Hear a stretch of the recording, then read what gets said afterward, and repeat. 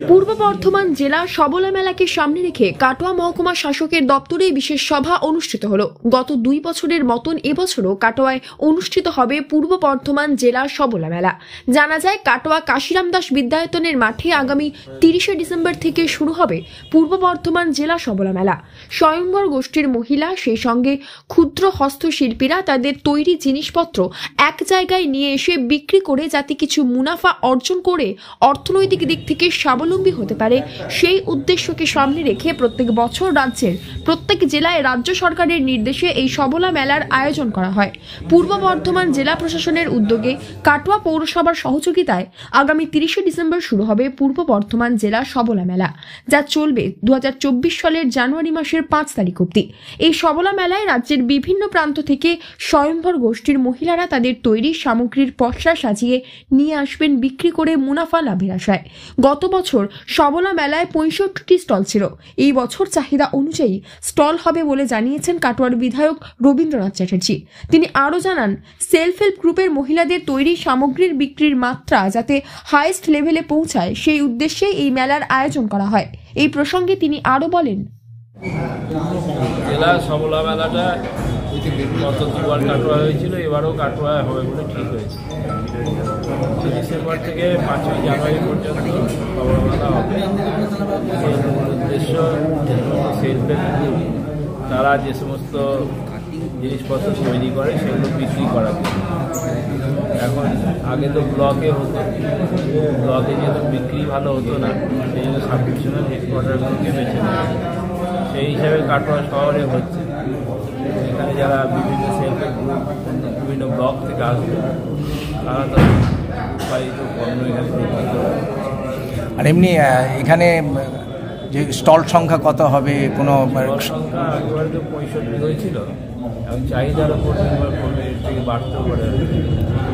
আর এই সাংস্কৃতিক অনুষ্ঠানে কারা আসছে না? আমাদের স্থানীয় শিল্পীরা তো যারা দরকার তারা থাকবে, তা বাদে বাইরে কিছু শিল্পী আসছে, নামগুলো পরে পড়ে। মানে এবার কি গতবারের যে রেকর্ড ছিল সবলা মেলা বিক্রি, সেই রেকর্ড কি এবার? লক্ষ্য তো সেইটাই, এবং সবলা মেলার আসল উদ্দেশ্যই যে যারা সেলফ হেল্প গ্রুপে যারা আছে তারা যে প্রোডাকশন করবে সেগুলো বিক্রিটা হায়েস্ট লেভেলে পৌঁছাবে। আমাদের একেবারে পশ্চিমবঙ্গের মধ্যেই একটা বড় ইয়েতে এসেছিল, এবার টার্গেট থাকবে তার থেকেও যাতে বেশি হয়। কাটোয়ার শিক্ষা জগতের একটি সুপরিচিত নাম সারস্বত মিশন স্কুল। আপনার সন্তানকে যুগোপযোগী শিক্ষায় শিক্ষিত করে তুলতে আমরা বদ্ধপরিকর। পড়ুয়াদের বাংলা, ইংরেজি, হিন্দি 3টি ভাষায় সাবলীল করে তুলতে ভাষা শিক্ষা, অঙ্কন, আবৃত্তি, কম্পিউটার শিক্ষা, সেই সঙ্গে শরীর চর্চার প্রশিক্ষণ প্রদান করা হয়। বর্তমানে 2024 শিক্ষাবর্ষে সীমিত সংখ্যক আসনে ভর্তির প্রক্রিয়া চলছে। আপনার সন্তানের উজ্জ্বল ভবিষ্যতের জন্য বেছে নিন Saraswat mission school. Saraswat mission school, ঠিকানা বিদ্যাসাগর পল্লী সার্কাস ময়দান, কাটোয়া।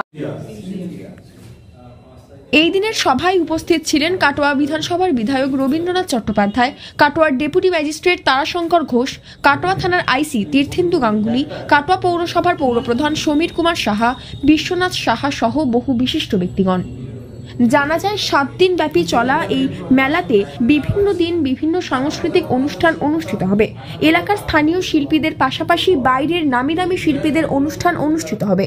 জানা যায়, 30শে ডিসেম্বর সন্ধ্যায় সঙ্গীত পরিবেশন করবেন বিশিষ্ট সঙ্গীত শিল্পী লগ্নজিতা চক্রবর্তী। 31 তারিখ সঙ্গীত পরিবেশন করবেন সঙ্গীত শিল্পী তন্ময় কর। 1 জানুয়ারি সঙ্গীত পরিবেশন করবেন অনন্য চক্রবর্তী। 2রা জানুয়ারি সঙ্গীত শিল্পী স্নিগ্ধজিৎ ভৌমিক। 3রা জানুয়ারি থাকবে ফকিরা ব্র্যান্ডের গান। 4 জানুয়ারি শেষের দিন থাকবে মোহাম্মদ ফৈজের গান।